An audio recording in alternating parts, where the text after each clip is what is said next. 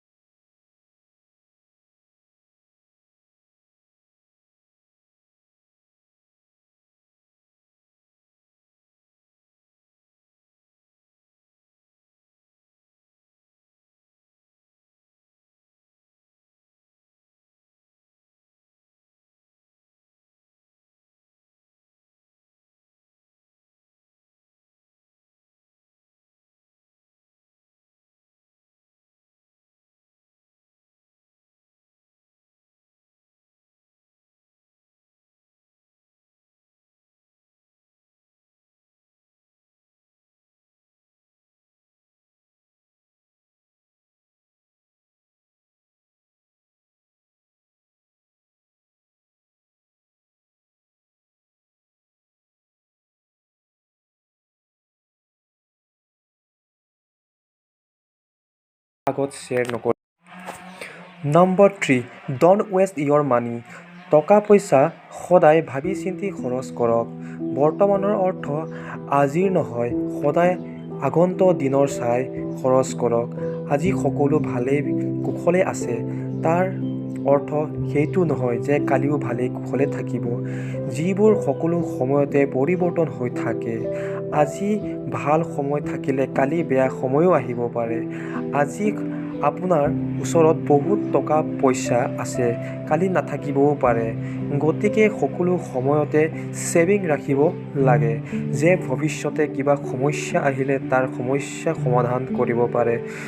আপোনাৰ সম্পত্তি টকা পইচা সদায় ভাবি চিন্তি ব্যৱহাৰ কৰিব লাগে, কাৰণ আপোনাৰ বেয়া সময় আহিলে কোনেও লগ নিদিলেও আপোনাৰ টকা পইচাই নিশ্চয় আপোনাক লগ দিব।